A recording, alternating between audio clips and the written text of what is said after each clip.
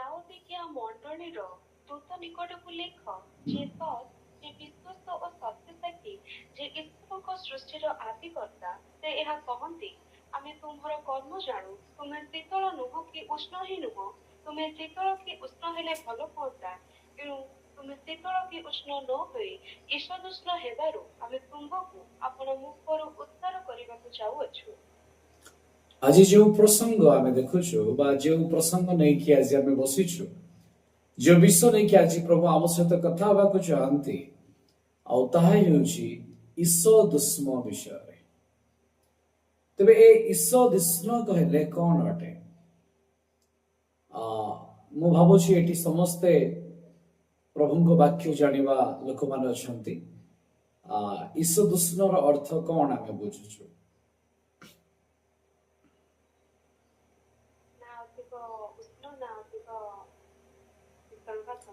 ଜିଓଗ୍ରାଫିରେ ଗୋଟେ ବିଷୟ ପଢାଯାଏ,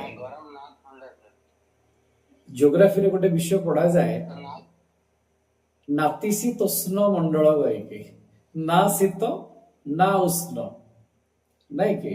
ଈଷଦୁଷ୍ଣ କୁ ଇଂରାଜୀରେ କୁହାଯାଏ ଲୁକ୍ ୱାର୍ମ, ନା ବହୁତ ଥଣ୍ଡା ନା ବହୁତ ଗରମ, ଇଏ ଦୁଇଟା ଯାକର ମିକ୍ସ ଅବସ୍ଥା। କିନ୍ତୁ ପରମେଶ୍ୱର କହୁଛନ୍ତି ଯେ ତୁମେ ଯଦି ଆଇଦର ଥଣ୍ଡା ହୁଅନ୍ତ କିମ୍ବା ଗରମ ହୁଅନ୍ତ ବା ଉଷ୍ଣ ହୁଅନ୍ତ ତାହେଲେ ଭଲ ହୁଅନ୍ତା, କିନ୍ତୁ ତୁମେ ଆଜି ଈଷଦୁଷ୍ଣ ହେବା ସକାଶୁ ଆମ୍ଭେ ତୁମ୍ଭକୁ ଉଦ୍ଧାର କରିବାକୁ ଯାଉଅଛୁ। ହେଲେ ଆମେ ଯେଉଁ ମଣ୍ଡଳୀ ବିଷୟ ଦେଖୁଛୁ ଆଜି, ଇଏ ହେଉଛି ଏଇ ଅନ୍ତିମ ଯୁଗର ମଣ୍ଡଳୀ ଅଟେ। ଆଉ ଏଇ ଅନ୍ତିମ ଯୁଗର ଉଦ୍ଯୋଗୀ ପାଇଁ ପରମେଶ୍ୱର କହୁଛନ୍ତି ଲାଉଦିକିଆ ମଣ୍ଡଳୀର କଥା, ଲାଉଦିକିଆ ମଣ୍ଡଳୀକୁ, ଯେ ନା ତୁମେ ଥଣ୍ଡା ଅଟ ନା ତୁମେ ଗରମ ଅଟ, ତୁମେ ଈଷଦୁଷ୍ଣ ଅଟ। ଆଉ ଯେତେବେଳେ ଏଇ ବାକ୍ୟ ଆମେ ପଢୁଛୁ, ବାସ୍ତବରେ ମୋ ଜୀବନରେ ମତେ ବି ସେୟା ଅନୁଭବ ହଉଛି ଯେ ନା ଆମେ ବହୁତ ଉଷ୍ଣ ହଉଛୁ ନା ଥଣ୍ଡା ହଉଛୁ, ଆମେ ତ ଗୋଟିଏ ଏମିତି ସିଚୁଏସନରେ ଅଛୁ, ଈଷଦୁଷ୍ଣ ଅବସ୍ଥା। କେତେବେଳେ ହଠାତ୍ ଗରମ ହେଇଯାଉଛୁ, କେତେବେଳେ ହଠାତ୍ ଥଣ୍ଡା ହେଇଯାଉଛୁ। ଆଚ୍ଛା, କାହାକୁ କାହାକୁ ଏମିତି ଫିଲ୍ ହଉଛି ଯେ ମୁଁ ପ୍ରଭୁଙ୍କ ପାଇଁ ଆଜି ଜୋର ଉଦ୍ଯୋଗୀରେ ବଢୁଛି, ପୁଣି କିଛି ଦିନ ପରେ ଫିଲ୍ ହଉଛି ଯେ ନାଇଁ ମୁଁ ଟିକେ ଥଣ୍ଡା ପଡିଯାଇଛି, ଆଉ ସେତେ ଇଣ୍ଟରେଷ୍ଟ ନାହିଁ।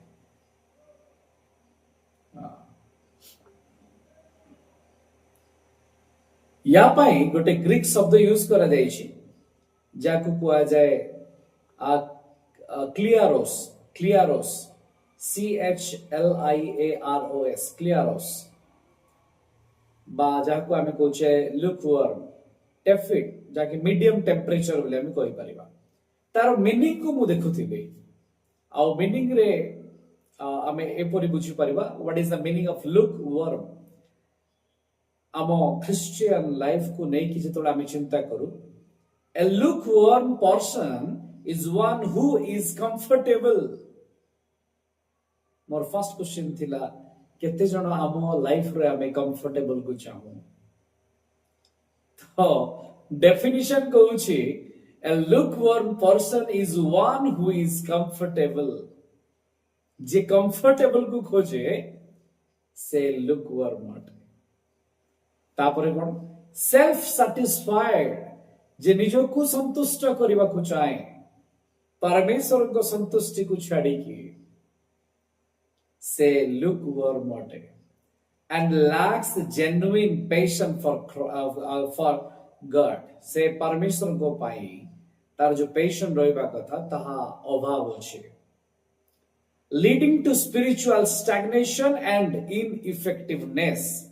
They are neither fully committed to Christ nor openly opposed, occupying a spiritual.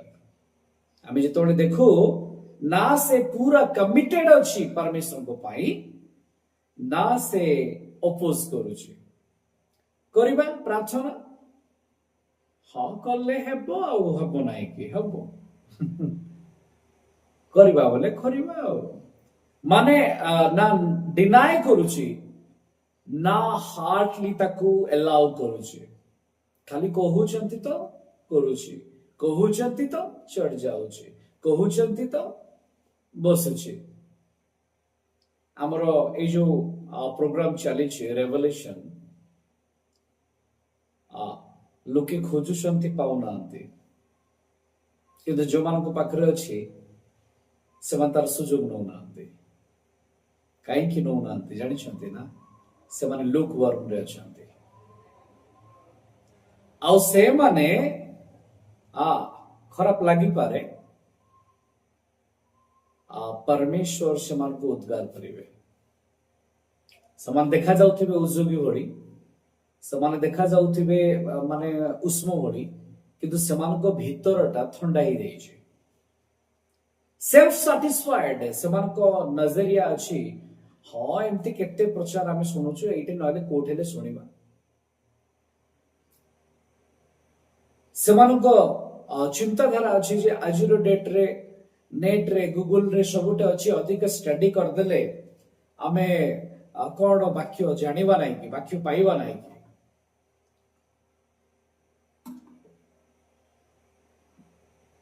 ଯେପର୍ଯ୍ୟନ୍ତ ପରମେଶ୍ୱର ଆପଣଙ୍କ ଅନ୍ତର ମଧ୍ୟରେ ଗୋଟିଏ ବିଷୟକୁ ରଖି ନାହାନ୍ତି, ପରମେଶ୍ୱର ଆପଣାର ସଂକଳ୍ପକୁ, ଆପଣାର ଯୋଜନାକୁ, ପ୍ଲାନକୁ ଆପଣଙ୍କ ଅନ୍ତରରେ ରଖି ନାହାନ୍ତି, ସେ ପର୍ଯ୍ୟନ୍ତ ଆପଣ ପରମେଶ୍ୱରଙ୍କ ଅନ୍ତରକୁ ଜାଣିପାରିବେ ନାହିଁ।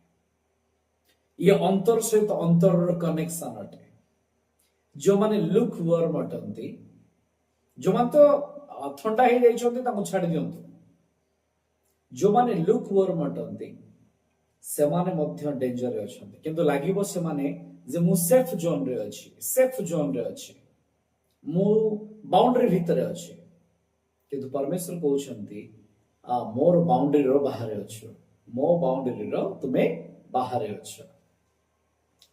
ଆଗକୁ ବଢିବା।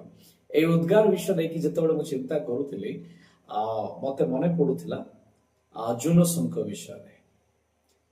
ପରମେଶ୍ୱର ଜୁନୋସଙ୍କୁ ପଠେଇଥିଲେ ନିନିଭକୁ, ସେ ବାହାରିଥିଲେ ତର୍ଷିସକୁ।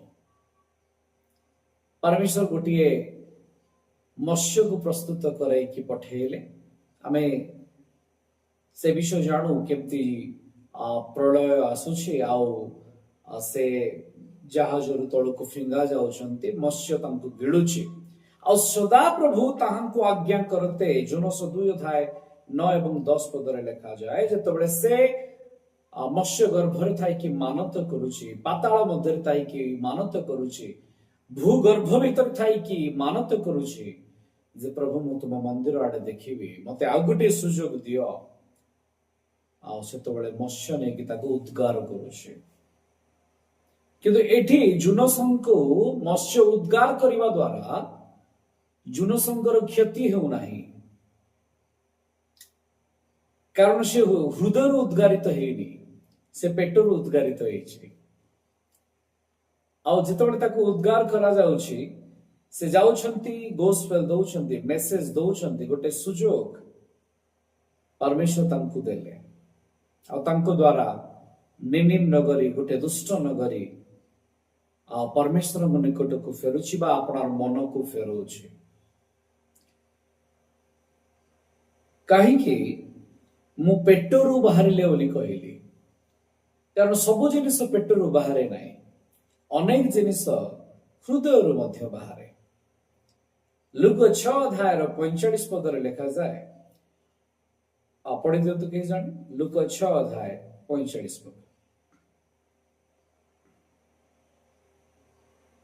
ଉତ୍ତମ ଲୋକ ଆପଣା ହୃଦୟ ରୂପ ଉତ୍ତମ ଭଣ୍ଡାରରୁ ଉତ୍ତମ ପଦାର୍ଥ ବାହାର କରେ, ପୁଣି ମନ୍ଦ ଲୋକ ମନ୍ଦ ଭଣ୍ଡାରରୁ ମନ୍ଦ ପଦାର୍ଥ ବାହାର କରେ, କାରଣ ହୃଦୟର ପୂର୍ଣ୍ଣତାରୁ ମୁଖ କଥା କହେ। ଏଠି ଲେଖାଗଲା ଯେ ଉତ୍ତମ ଲୋକ ଆପଣା ହୃଦୟ ରୂପ ଉତ୍ତମ ଭଣ୍ଡାରରୁ ଉତ୍ତମ ପଦାର୍ଥ ବାହାର କରେ। ୟାର ଅର୍ଥ ଏ ହାର୍ଟ ବି ଗୋଟେ ଷ୍ଟୋର ହାଉସ, ଯେଉଁଠାରୁ କି କଣ ବାହାରୁଛି ନା ଉତ୍ତମ ବିଷୟ ବାହାରୁଛି। କାରଣ ମାଥ୍ୟୁ 12:34 ଲେଖାଯାଏ, ହୃଦୟର ପୂର୍ଣ୍ଣତାରୁ ମୁଖ କଥା କହେ। ରେ କାଳ ସର୍ପ ବଂଶ, ତୁମେ ମାନେ ଦୁଷ୍ଟ ହୋଇ କି ପ୍ରକାର ଭଲ କଥା କହିପାର? କାରଣ ହୃଦୟର ପୂର୍ଣ୍ଣତାରୁ ମୁଖ କଥା କହେ। ତ ହାର୍ଟ ରେ ଯୋଉଟା ଅଛି ସେଇଟା ତ ଆମ ପାଟି ଉଦ୍ଗାର କରୁଛି। ପେଟରୁ ଉଦ୍ଗାର ହେଉନି, ହୃଦୟରୁ ଉଦ୍ଗାର ହେଉଛି। ଆଉ ପରମେଶ୍ୱର ଏଇଠି କହୁଛନ୍ତି ଆମ୍ଭେ ଆପଣା ମୁଖରୁ ତୁମକୁ ଉଦ୍ଗାର କରିବା। ଆମେ ପରମେଶ୍ୱରଙ୍କୁ ପେଟରେ ନାହୁଁ, ଆମେ ଖ୍ରୀଷ୍ଟଙ୍କ ପେଟରେ ନାହୁଁ, ଆମେ ତାଙ୍କ ହୃଦୟରେ ଅଛୁ। ଯେମିତି ସେ କହୁଛନ୍ତି ଦାଉଦଙ୍କୁ ନେଇକି ପ୍ରେରିତ 13:22 ମୋର ମନର ବ୍ୟକ୍ତି କହିକି ପଢି ଦିଅନ୍ତୁ। ପ୍ରେରିତ 13:22।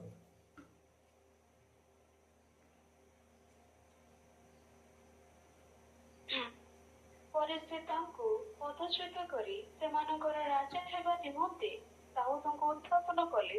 ସେ ମଧ୍ୟ ତାଙ୍କ ବିଷୟରେ ସାକ୍ଷ୍ୟ ଦେଇ କହିଲେ, ଆମେ ଯିଶୟର ପୁତ୍ର ଦାଉଦକୁ ପାଇଅଛୁ।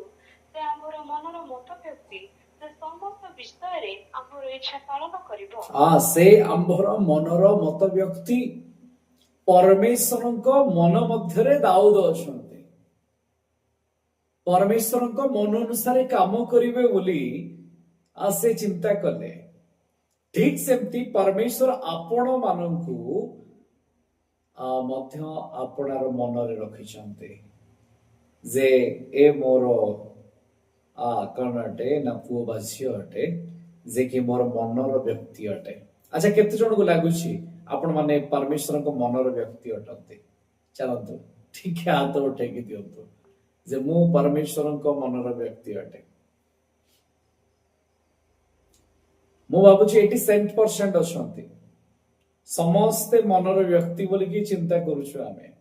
ତାହେଲେ ଯଦି ମନର ବ୍ୟକ୍ତି, ପରମେଶ୍ୱରଙ୍କ ମନ ଅନୁସାରେ ଆମକୁ ଚାଲିବାର ଅଛି। କଣ ପରମେଶ୍ୱର ଆମକୁ କମ୍ଫର୍ଟେବଲ ଲାଇଫ ପାଇଁ ଡାକିଛନ୍ତି? ଖ୍ରୀଷ୍ଟିଆନ ଜୀବନ କଣ କମ୍ଫର୍ଟେବଲ ଲାଇଫର ଜୀବନ? କଣ ଖ୍ରୀଷ୍ଟିଆନ ଜୀବନ ସେଲ୍ଫ ସାଟିସ୍ଫାଏଡ ର ଜୀବନ? ଯୋଉଠି ନିଜର ବେନିଫିଟ ଥିବ ସେଇଠି ପହଞ୍ଚିଯିବେ। ଯଦି ବେନିଫିଟ ନାହିଁ ତାହେଲେ ଡିନା ହେଇକି ପଳେଇ ଆସିବେ, ମନା କରିକି ପଳେଇ ଆସିବେ। ନିଜର ଫାଇଦା ଥିଲେ 3 ଥର ଦୌଡ଼ିବେ, କିନ୍ତୁ ଯଦି ସମସ୍ତଙ୍କ ପାଇଁ, ପରମେଶ୍ୱରଙ୍କ ପାଇଁ କହିଲା ବେଳକୁ କୁଣ୍ଠାବୋଧ ହେବେ। ତାହେଲେ ଚିନ୍ତା କରନ୍ତୁ, ପରମେଶ୍ୱର ଆପଣଙ୍କୁ ରଖିବେ ନା ଉଦ୍ଗାର କରିବେ? ଆପଣ କଣ ଆଜି ତାଙ୍କ ହୃଦୟରେ ଅଛନ୍ତି? ନିଜକୁ ପଚାରିକି ଆମେ ଦେଖିବା। ମୁଁ ଆଜି 2ଟି ଉଦ୍ଗାର ବିଷୟରେ ଆପଣ ମାନଙ୍କୁ କହିବି। 2 ପ୍ରକାରର ଉଦ୍ଗାର ବିଷୟରେ କହିବି। ଏବେ ତ ଆମେ କିଛି ଏକ୍ସାମ୍ପଲ କେବଳ ଦେଖୁଛୁ। ମୁଁ 2ଟି ଉଦାହରଣ କହିବି।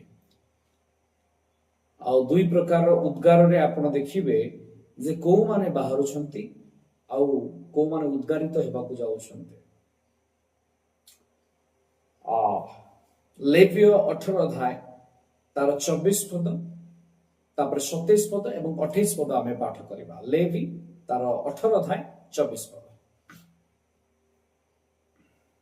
ତୁମ୍ଭେମାନେ ଏହି ସବୁ ମଧ୍ୟରୁ କୌଣସି କ୍ରିୟା ଦ୍ୱାରା ଆପଣ ମାନଙ୍କୁ ଅଶୁଚି କର ନାହିଁ, କାରଣ ଆମ୍ଭେ ଯେଉଁ ଦେଶୀୟ ଲୋକମାନଙ୍କୁ ତୁମ ସମ୍ମୁଖରୁ ଦୂର କରୁଅଛୁ, ସେମାନେ ଏହି ସବୁ କ୍ରିୟା ଦ୍ୱାରା ଅଶୁଚି ହୋଇଅଛନ୍ତି।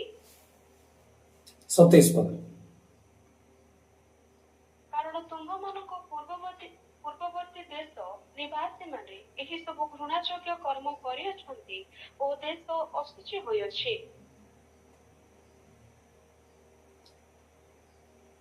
ତଳକୁ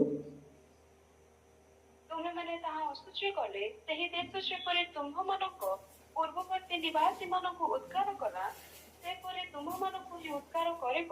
ତେଣୁ ଯେଉଁମାନେ ଏହି ସବୁ ଘୃଣାଯୋଗ୍ୟ କର୍ମ ମଧ୍ୟରୁ କୌଣସି କର୍ମ କରିବେ, ସେହି କର୍ମକାରୀ ପ୍ରାଣୀମାନେ ଆପଣା ଲୋକମାନଙ୍କ ମଧ୍ୟରୁ ଉଚ୍ଛିନ୍ନ ହେବେ। ଏଇଠି ରହିଯାଆନ୍ତୁ। ଆପଣ ମାନେ ଜାଣନ୍ତି କି ଯେ ଇସ୍ରାଏଲର 12 ଗୋଷ୍ଠୀ ଯାଉଥିଲେ ଇସ୍ରାଏଲ ରହିବା ପାଇଁ। ତାର ନାମ ଥିଲା କିଣାଣ ଦେଶ। କିଣାଣ ଦେଶରେ ବଳଶାଳୀ 7 ଗୋଷ୍ଠୀର ଲୋକମାନେ ବାସ କରୁଥିଲେ। ଆଉ ସେଇ 7 ଗୋଷ୍ଠୀର ଲୋକଙ୍କ ପାଇଁ ପରମେଶ୍ୱରଙ୍କର ଏଇଟା ଷ୍ଟେଟମେଣ୍ଟ ଯେ ପରମେଶ୍ୱର ଦେଖିଲେ ଆଉ ସେମାନେ ସେଇ ଦେଶରେ ଉତ୍ତମ କର୍ମ କରୁନାହାନ୍ତି, ସେମାନଙ୍କ ମଧ୍ୟରେ ମନ୍ଦତା ଅଛି, ଅଶୁଚି କ୍ରିୟା ଅଛି। ଆଉ ସେଇ ଭୂମି, ସେଇ ଦେଶ ସେମାନଙ୍କୁ ଉଦ୍ଗାର କଲା। से भूमि से मन को उद्गार कला परमेश्वर कहते आम्भे एक पवित्र स्थान तुम्भ पाई निरूपण करिछु आ से पवित्र स्थान रे आमे तुमको रखिबा जदि तुम्भे मध्य एई परे असुचि कर्म करिवो ताले सेई देश तुम्भको उद्गार करिदेबा मो प्रिय माने मते कहंतु प्रभु आम पाई गोटे पवित्र स्थान बनैछन्ति कौन से पवित्र स्थान के कोई परिबे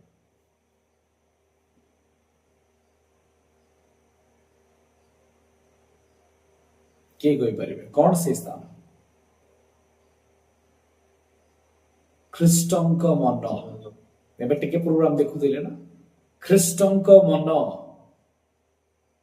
सेठी आमे वास करिबा पई बछा जाइछु ताको मनर व्यक्ति हेबु बोली बछा जाइछु जदि आमे सेई अनुसार कार्य करू नाहु ताले हमर जदि कुक्रिया देखा जाउछि हमर जीवन जदि असुचि क्रिया रे पूर्ण अछि ताले से देश कोन करिवो ना बाहर करि पकेबो उद्गार करि पकेबो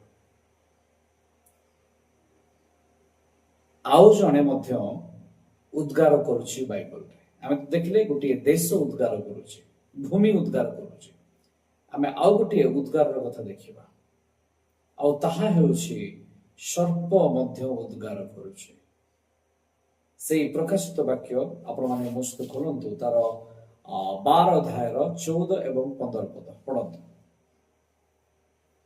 ସେଥିରେ ସେହି ସ୍ତ୍ରୀ ଲୋକ ଯେପରି ସର୍ପର ମୁଖରୁ ରକ୍ଷା ପାଏ 3.5 ବର୍ଷ ପର୍ଯ୍ୟନ୍ତ ପ୍ରତିପାଳିତ ହୁଅନ୍ତି ଏଥି ନିମନ୍ତେ ପ୍ରାନ୍ତରସ୍ଥ ଆପଣା ସ୍ଥାନକୁ ଉଡ଼ିଯିବା ପାଇଁ ତାହାଙ୍କୁ ବୃହତ୍ ଉତ୍କର୍ଷ ପକ୍ଷୀର 2ଟି ପକ୍ଷ ଦୋଷ ହେଲା ସେହି ସ୍ତ୍ରୀ ଲୋକକୁ ଜଳସ୍ରୋତରେ ଭସାଇ ଦେବା ନିମନ୍ତେ ସର୍ପ ତାହାଙ୍କ ପଛରେ ଆପଣା ମୁଖରୁ ନଦୀ ପରି ଜଳ ଉଦ୍ଗାର କଲା ଲେଖା ଯାଏ ଇସ୍ରାଏଲ ଯେତେବେଳେ ପଳାଇ ଯାଉଛି ସେଇ ଜେରୁସାଲେମ ରୂପୀ କନ୍ୟା ପଳାଇ ଯାଉଛି 1260 ଦିନ ପର୍ଯ୍ୟନ୍ତ ଲୁଚିବା ପାଇଁ ଆପଣଙ୍କୁ ରକ୍ଷା କରିବା ପାଇଁ ପ୍ରାନ୍ତର ମଧ୍ୟକୁ ଆଉ ସେତେବେଳେ ସର୍ପ ତାକୁ ଗୋଡାଉଛି ସର୍ପ ତାହାକୁ ଭସେଇ ଦେବା ପାଇଁ ସେ ସ୍ତ୍ରୀକୁ ଭସେଇ ଦେବା ପାଇଁ ତା ମୁହଁରୁ କଣ ବାହାରୁଛି ତା ମୁଖରୁ ନଦୀ ପରି ଜଳ ନିର୍ଗତ ହେଉଛି से भी उद्गार करुछि सर्प भी उद्गार करुछि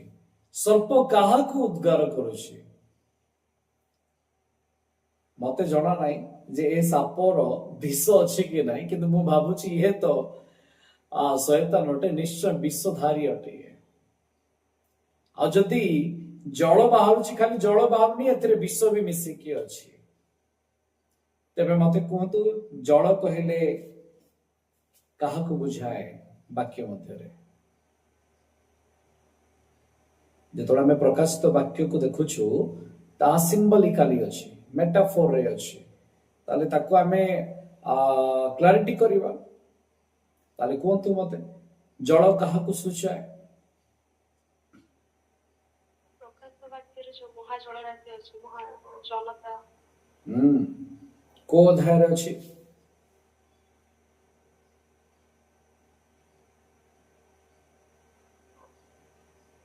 प्रकाशित 17 अध्याय अछि शायद 14 एवं 15 पदरे आपण पाइबे ताको पढि दियंतु टिके ସେମାନେ ମେଷଶାବକ ସହିତ ଯୁଦ୍ଧ କରିବେ ଆଉ ମେଷଶାବକ ସେମାନଙ୍କୁ ଜୟ କରିବେ କାରଣ ସେ ପ୍ରଭୁମାନଙ୍କର ପ୍ରଭୁ ଓ ରାଜାମାନଙ୍କର ରାଜା ପୁଣି ଯେଉଁମାନେ ତାହାଙ୍କ ସହିତ ଅଛନ୍ତି ସେହି ଆହୁତ ମନୋନୀତ ଓ ବିଶ୍ୱସ୍ତ ଲୋକମାନେ ମଧ୍ୟ ଜୟ କରିବେ ଆଉ ସେ ମୋତେ କହିଲେ ଯେଉଁ ଜଳରାଶି ନିକଟରେ ତୁମେ ବେଶ୍ୟାକୁ ଉପବିଷ୍ଟ ଥିବାର ଦେଖିଲ ସେହି ଜଳରାଶି ବିଭିନ୍ନ ବଂଶ ଜନତା ଜାତି ଓ ଭାଷାବାଦୀ ଲୋକକୁ ବୁଝାଏ तो जलराशि काहाको सूचौछि ए जलराशि काहाको देखौछि आपण देखिले ताहा महाजनता को देखौछि लोक मान को देखौछि इस्राएल विपक्ष रे बा जेरुसालेम रूपी कन्यार विपक्ष रे जेतबळे सर्प आपणा मुखरु गोटे नदीर जलतुल्यता को बाहर करुछि अर्थात से एई परि किछि गोष्ठी को उठिया करुछि एई परि गोष्ठी को से बाहर करुछि जो मानक देकी से कर्म करिवो किंतु परवर्ती समय रे पृथ्वी अपना मुख खोलिवो आमे जेतबळे ए अध्याय को देखियो सेतबळे मु कहैबी ପୃଥିବୀ କେତେବେଳେ କେତେବେଳେ ମୁଖ ଖୋଲୁଛି। ଅବଶ୍ୟ ଆସନ୍ତା କାଲି ରବିବାର ଗୋଟେ ସେସନ ମୁଁ ନେବି ବୋଲି ଚିନ୍ତା କରିଛି ତା ଉପରେ। ତ ଆପଣମାନେ ସେତେବେଳେ ବୁଝିପାରିବେ ପୃଥିବୀ କାହାକୁ କାହାକୁ ଗିଳୁଛି। ଏଇଠି ଆମେ ଦେଖୁଛୁ ଯେ ଗୋଟିଏ ଜନତା ବାହାରୁଛନ୍ତି, ଗୋଟେ ଗ୍ରୁପ ବାହାରୁଛି ଆଉ ଯିଏକି ସେଇ ଇସ୍ରାଏଲ ରୂପୀ କନ୍ୟାକୁ ଭସେଇ ଦେବାକୁ ଚାହେଁ, ନଷ୍ଟ କରିବାକୁ ଚାହେଁ, ତାକୁ ଗୋଡେଇବାକୁ ଚାହେଁ। ସର୍ପର ମୁଖରୁ ମଧ୍ୟ ଉଦ୍ଗାର ହେଉଛି। କୋଉମାନେ ଏଠି ବାହାରୁଛନ୍ତି? ଯୋଉମାନେ ଶୈତାନର ଲୋକମାନେ, ଯୋଉମାନେ ନଷ୍ଟ ହେବେ ସେମାନେ ବାହାରୁଛନ୍ତି। ଏମାନେ ବି ଉଦ୍ଗାରିତ ହେଉଛନ୍ତି ଆଉ ବିନଷ୍ଟତା ଆଡକୁ ଯାଉଛନ୍ତି। ଆଉ ପ୍ରଭୁଙ୍କ ମୁଖରୁ ମଧ୍ୟ ଉଦ୍ଗାର ବାହାରୁଛି। ସେ କହୁଛନ୍ତି ଯୋଉମାନେ ଈଶଦୁଷ୍ଣ ସେମାନଙ୍କୁ ମଧ୍ୟ ମୁଁ ଉଦ୍ଗାର କରୁଛି। ତାହେଲେ ମତେ କୁହନ୍ତୁ, ଏଇ ସର୍ପ ଦ୍ୱାରା ତିଆରି କରାଯାଇଥିବା ଗ୍ରୁପ ଆଉ ଯୋଉମାନେ ପରମେଶ୍ୱରଙ୍କ ହୃଦୟରେ ରହିପାରିଲେ ନାହିଁ, ପରମେଶ୍ୱରଙ୍କୁ ପ୍ରତ୍ୟାଶାର ଭୂମିକୁ ପରିତ୍ୟାଗ କରିକି ଚାଲିଗଲେ, ଯୋଉମାନଙ୍କ ନାମ ଗତ ଥର ମୁଁ କହିଥିଲି ଧୂଳିରେ ଲେଖାଗଲା, ପରମେଶ୍ୱରଙ୍କୁ ଯୋଉମାନେ ପରିତ୍ୟାଗ କଲେ ସେମାନେ ପରମେଶ୍ୱର ସେମାନଙ୍କୁ ଶେଷରେ କଣ କରିବେ ନା ଉଦ୍ଗାର କରିବେ। କାରଣ ସେମାନେ ଉଷ୍ମ ହେଲେ ନାହିଁ, ସେମାନେ ପରମେଶ୍ୱରଙ୍କ ପାଇଁ ଉଦ୍ଯୋଗୀ ହେଲେ ନାହିଁ, ସେମାନେ ପରମେଶ୍ୱରଙ୍କ ପାଇଁ ସିଦ୍ଧତାରେ ଆପଣା କର୍ମକୁ ନେଇକି ଆଗକୁ ଯିବା ପାଇଁ ବାହାରିଲେ ନାହିଁ। ଆଉ କମ୍ଫର୍ଟ ଲାଇଫରେ କେବଳ ସଣ୍ଡେ ଗଲେ, ଚର୍ଚ୍ଚରେ ବସିଲେ, ଗୀତ ଗାଇଲେ, ମ୍ୟୁଜିକ ପ୍ରିପାରେସନ କଲେ, ଏଥିରେ ହିଁ ସମୟ ଚାଲିଲା। କିନ୍ତୁ କମ୍ଫର୍ଟ ଲାଇଫରୁ ବାହାରିକି ଷ୍ଟ୍ରଗଲର ସହିତ ପରମେଶ୍ୱରଙ୍କ ରାଜ୍ୟକୁ ଡିକ୍ଲାର କରିବା, ଘୋଷଣା କରିବା,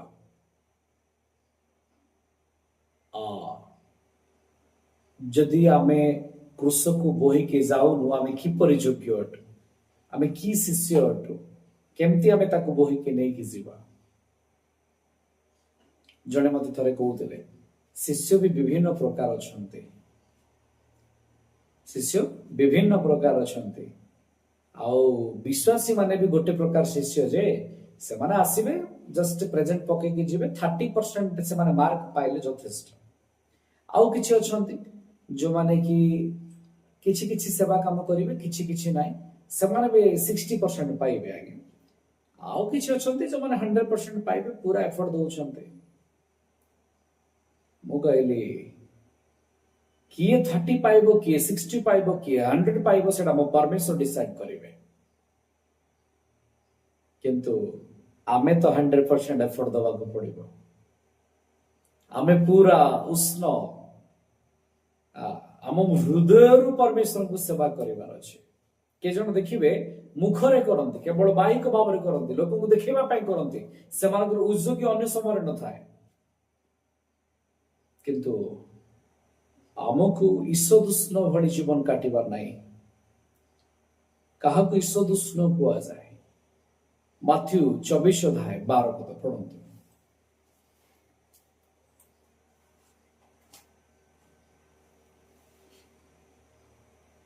ମାଥ୍ୟୁ 24:12।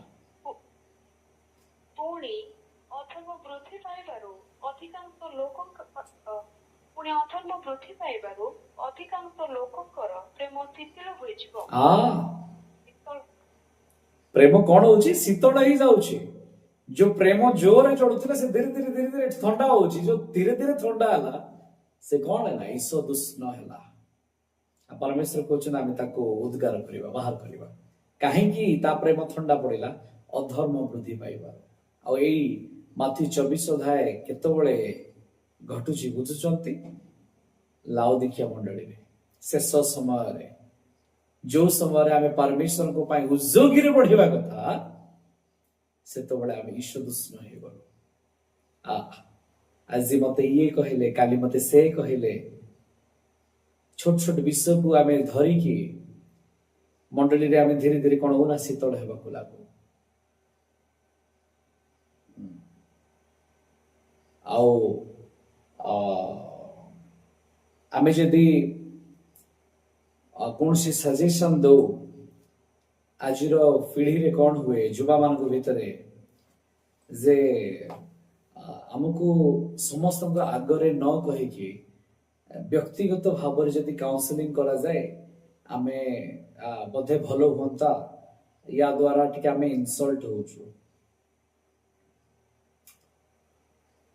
मते कहतु ख्रिस्टियन जीवन कौन व्यक्तिगत पर्सनल लाइफ अटे परमेश्वर जीवन अटे ये सामूहिक अटे समस्त सामने अटे कौन सी विषय शिखिबार अच्छी ताले समस्ते थाई शिखिबार अच्छी कौन सी विषय करिवार अच्छी समस्त आगे करिवार अच्छी भूल एक्सेप्ट करू किसी सजेशन देवार अच्छी समस्त सामने देवु ये पर्सनल लाइफ नहीं जोड़ा आम व्यक्तिगत व्यक्तिगत व्यक्तिगत बोलिक आम धरी नौ आम धीरे धीरे ईर्ष्य दुष्ट हो छोट छोट विषय को सहीवाई आम पाखे कैपेसिटी ना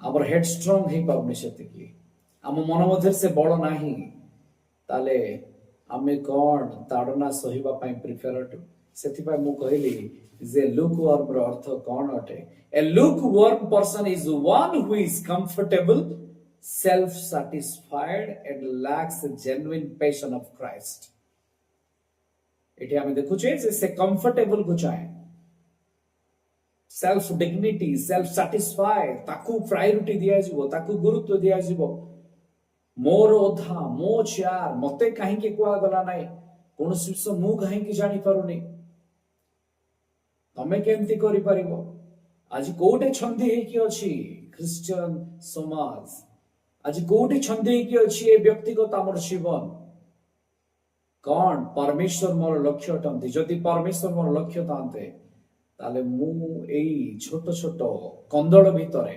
विवाद भितरे मंदता भितरे अधर्म भितरे बुड़ी कि न थांते मु सेटु बाहरी के आसी थांते परमेश्वर सेति पाई कहउचंती जे तुमे अधर्म सकाशु आज शीतल हो जाइछ मो प्रिय माने ए शीतलता मध्यरु हमकु बाहरी आसीबार अछि आम हृदय आउ थे से पुराना प्रेम परमेश्वर को प्रेम को जलैबार अच्छी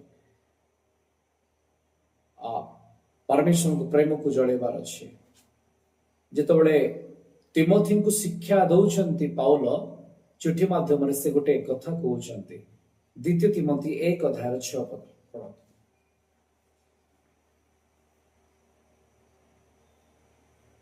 एही कारणरू मु तुमको स्मरण कराउछि जे तुमठारे ईश्वरଙ୍କର जो अनुग्रह दान अछि ताहा पुनः प्रज्वलित कर जो परमेश्वरଙ୍କର दान तुम्भठारे अछि ताको आउ थरे जळाओ काहे की कहिबाकू पडिला आज आपण मानको पाखरे बहुत भलो भलो क्वालिटी अछि किंतु से क्वालिटी मल्टीपल हेबार अछि ताको देखा जिबार अछि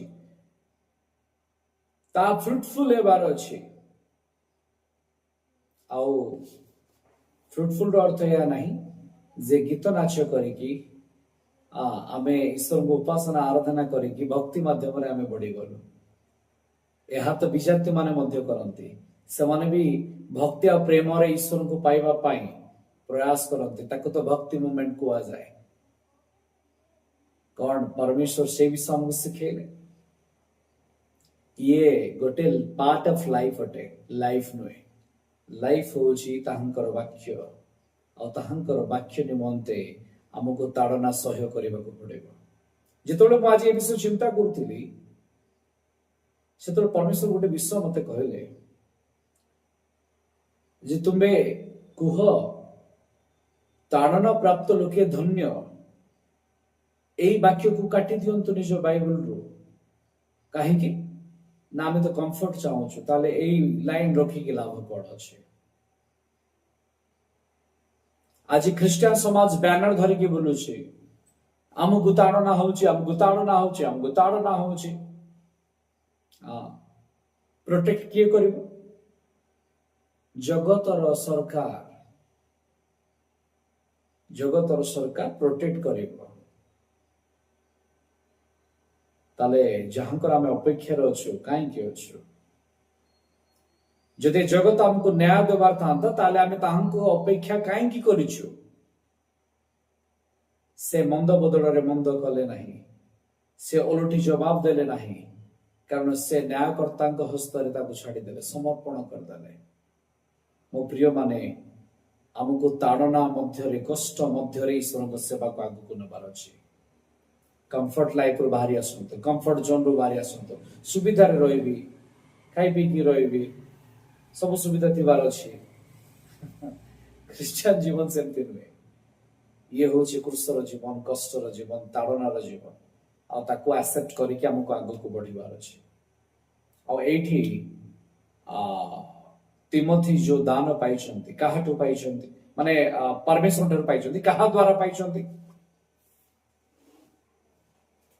लिखाई छि कि काहा द्वारा पाइछंती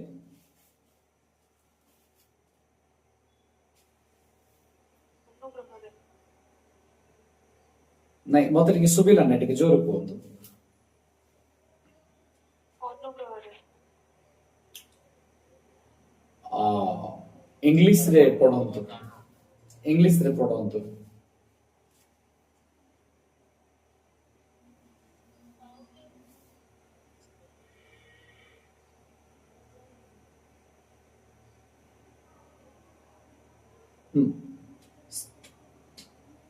इंग्लिश रे पढंतु Therefore, I remind you, sister, of the gift of God, which is in you through the laying on of my hands. हाँ एटा ओडिया रे नाही आपण ध्यान देबे ओडिया रे नाही एटा this is the reason I am reminding you to rekindle the gift of God जहाँ परमेश्वर को दान is in you through the laying on my hands मो द्वारा मोर हस्त तुम ऊपर रहिबा द्वारा परमेश्वर तुमको जो दान देइचंती ताको आउ थरे तुमे प्रज्वलित कर पाउल कहउचंती ओडिया रे ताहा लेखा नाही मो प्रिय माने परमेश्वर आपनको जो दान देइचंती कहा माध्यम रे गोटे बढेइचंती ताको मने पकई दिया जाउछि मु कहउथिली हम पिला माननकु जे प्रकाशित वाक्यर सेवा करबा पाई निजको प्रिपेयर करांतु निजको प्रस्तुत करंतु भल वर्शिपर हेबा पाई प्रस्तुत हुंतु नाही भल गायक हेबा पाई प्रस्तुत हुंतु नाही भल नाच करबा पाई प्रस्तुत हुंतु नाही से तार से किंतु जो मेसेज नहीं कि हमको पहुंचबा पाई कोआ जाय छि ता पाई प्रस्तुत हुंतु आ तापर जानिबे जे ख्रिस्टन को सहित जीवन काटिबा केमती अटे तांको मनर व्यक्ति हेबा पाई हेले कोन करबा को पड़िबो अच्छा मते कहतु पाउल को जेतेबेले परमेश्वर बाछिले आ से हनन्य को कहि कि पठेले कोन बोली कि पाउल भलो गीत गाइबो भलो बाजा बजेइबो भलो प्रशंसा वादक हेबो लेखा जाय छि से जो कंटारे गोइठी लात मारी छि ना से घंटार कष्ट ताको सहिबा को पड़िबो से मो पाई ताड़ना सहिबो जाइकी ताको को आ पाउल निज जीवन रे ताको एक्सेप्ट करूछन्ते जे मते आको ग्रहण करी कि नै कि जीवार अछि मते ताड़ना कष्ट भोग करी कि आगो को बढ़िबार अछि कंफर्ट रे चर्च गली संडे बसिली बढ़िया चेयर पड़िथिला तापरे एक्सपीरियंस हेली मु प्रेसिडेंट हेली सेक्रेटरी हेली मु पद पदवी रे रहली मु मो अनुसार चलेली आपण प्रेसिडेंट हो तो वाइस प्रेसिडेंट हो सेक्रेटरी हो तुम को होचो आपण जदि ख्रिस्टनकर वाक्य को नै कि कष्ट सह्य करी कि तांको राज्य को पहुंचै नांती तांको राज्यर कथा को घोषणा करी नांती ताले आपण ईश्वरदूषण अवस्था रे अछंती आ ईश्वरदूषण शेष समय रे उद्गारित हेबो एटा मने रखि आपण मान को एनकरेज करी कि मु समाप्त करिबी रोमियो 12:11 पद रे लिखा जाए उद्योग रे शिथिल हुओ नाही आत्मा रे उत्तप्त हुओ प्रभु को सेवा कर आसंत मो प्रिय माने निजको प्रस्तुत करिबा समय आसीछे आमे ईश्वरदूषण मंडली रे अछु आउ आमको जगत संगे संगे ठंडा करबा पई टाणी नउछि आमे जेतबेले भी उद्योग रे बढुछु संगे संगे समस्या हमको टाणी नउछि जेतबेले आमे उद्योग रे बढिबा को चाहूछु हमको पछरे टाणीबा पई खराब मेंटालिटी लोक माने अछंती टाणीबा पई आमे जेतबेले आउ अग्रसर हेबा पई चिंता करू सेतबेले मंडली रे किछि व्यक्तित्व बाहरीबे आपन को टाणीबा पई जेतबेले आपन अग्रसर हेबे परिवार आपन को टाणीबा पई प्रस्तुत होइके अछि ଯେତେବେଳେ ଆପଣ ଆଗକୁ ବଢିବା ପାଇଁ ଯାଉଛନ୍ତି ଆପଣଙ୍କର ପଡୋଶୀ ଆପଣଙ୍କୁ ଟାଣିବା ପାଇଁ ପ୍ରସ୍ତୁତ ଅଛି, ଯେତେବେଳେ ଆପଣ ପରମେଶ୍ୱରଙ୍କ ରାଜ୍ୟ ପାଇଁ ପ୍ରଦୀପ ଜଳାଇବାକୁ ପ୍ରସ୍ତୁତ ଅଛନ୍ତି, ସେତେବେଳେ ସଂସାର ଟାଣିବା ପାଇଁ ପ୍ରସ୍ତୁତ ଅଛି ଆଉ ତା ପଛରେ ଶୟତାନ ଅଛି। କାରଣ ସେ ଗୋଟେ ଜଳ ଉଦ୍ଗାର କରିବା ପାଇଁ ରଖିଅଛି ତାର ଲୋକମାନଙ୍କୁ। ସେ ଜଳରେ ଆପଣଙ୍କୁ ଭସେଇ ଦେବାକୁ ସେ ଚାହେଁ। ଯଦି ଆପଣ ନିଜକୁ ପ୍ରସ୍ତୁତ କରିବେ ନାହିଁ, ତାହେଲେ ଖ୍ରୀଷ୍ଟଙ୍କ ମୁଖରୁ ବି ଆପଣ ଉଦ୍ଗାରିତ ହେବେ। ଶୟତାନ ଆପଣଙ୍କ ବିପକ୍ଷରେ ଅଛି, ଆପଣଙ୍କୁ ଜଳରେ ସେ ଭସେଇ ଥଣ୍ଡା କରିଦେବାକୁ ଚାହେଁ। କିନ୍ତୁ ଖ୍ରୀଷ୍ଟଙ୍କ ବାକ୍ୟ ଅଗ୍ନି ଅଟେ, ଉତ୍ତପ୍ତ ଅଟେ। ନିଜକୁ ପ୍ରସ୍ତୁତ କରନ୍ତୁ। ଏ ନିଆଁ ଯେମିତି ଲିଭି ନ ଯାଏ, ପାଉଲ ଯେପରି ତିମୋଥୀକୁ କହିଲେ ତାହାକୁ ଆଉଥରେ ପ୍ରଜ୍ୱଳିତ କର। ମୁଁ ଆପଣମାନଙ୍କୁ ଆହ୍ୱାନ କରୁଛି, ଆପଣମାନେ ପ୍ରସ୍ତୁତ ହୁଅନ୍ତୁ, ସେ ପ୍ରଦୀପକୁ ସଜାଡ଼ନ୍ତୁ, ପ୍ରକାଶିତ ବାକ୍ୟର ସେବକ ଭାବରେ ନିଜକୁ ପ୍ରସ୍ତୁତ କରନ୍ତୁ। ଆପଣଙ୍କ ଆହ୍ୱାନକୁ ଚିହ୍ନନ୍ତୁ, ପରମେଶ୍ୱର ଆପଣଙ୍କୁ କାହିଁକି ବାଛିଛନ୍ତି। ଯଦି ଆହ୍ୱାନକୁ ବୁଝିବେ ନାହିଁ, ତାହେଲେ ସେବା ଆପଣ କରିପାରିବେ ନାହିଁ। ଆପଣଙ୍କର ଲକ୍ଷ୍ୟ, ଆପଣଙ୍କର ଡେଷ୍ଟିନେସନ, ଆପଣଙ୍କର ଗୋଲ ଆପଣଙ୍କ ସାମ୍ନାରେ ରହିବା ଦରକାର। ଆଉ ସେ ଖ୍ରୀଷ୍ଟ ଅଟନ୍ତି, ଆଉ ସେ ଖ୍ରୀଷ୍ଟଙ୍କ ମନ ଅଟେ, ଯାହାକି ମୋର ପ୍ରତ୍ୟାଶାର ଭୂମି ଅଟେ।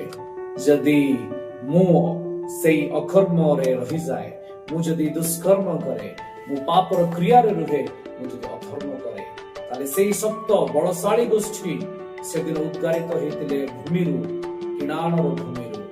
ପରମେଶ୍ୱର କହୁଛନ୍ତି, ମୁଁ କିଣାଣର ପ୍ରତ୍ୟାଶାର ଭୂମି ଅଟେ, ମୁଁ ପ୍ରତ୍ୟାଶାର ଭୂମି ଅଟେ, ଆଉ ମୁଁ ଆପଣଙ୍କ ଆଜି ଖ୍ରୀଷ୍ଟ ଆମର ଆଶାର ଭୂମି ଅଟନ୍ତି। ତାଙ୍କ ମନରେ ଆମ ପାଇଁ ସ୍ଥାନ ଅଛି। ମୋ ପ୍ରିୟମାନେ, ଯାହାଙ୍କ ମନରେ ଆମେ ଅଛୁ, ତାଙ୍କ ଇଚ୍ଛା ଅନୁସାରେ କର୍ମ କରିବା ପାଇଁ ପ୍ରସ୍ତୁତ ହୁଅନ୍ତୁ। ଲୋକଙ୍କୁ ଦେଖନ୍ତୁ ନାହିଁ, ବ୍ୟକ୍ତିକୁ ଦେଖନ୍ତୁ ନାହିଁ, ବ୍ୟକ୍ତିର ଇଚ୍ଛା ଅନୁସାରେ ଚାଲନ୍ତୁ ନାହିଁ, ପରମେଶ୍ୱରଙ୍କ ଇଚ୍ଛାରେ ଚାଲନ୍ତୁ ଆଉ ତାହାଙ୍କ ରାଜ୍ୟ ପାଇଁ ପ୍ରସ୍ତୁତ ହୁଅନ୍ତୁ। ଆପଣଙ୍କ ଭିତରେ ପ୍ରଦୀପକୁ ସଜାଡ଼ନ୍ତୁ, ୟାକୁ ଥଣ୍ଡା ହେବାକୁ ଦିଅନ୍ତୁ। ପ୍ରଭୁ ଆମ ସମସ୍ତଙ୍କୁ ଅନୁଗ୍ରହ କରନ୍ତୁ। ସେ ଶୀଘ୍ର ଆସୁଛନ୍ତି।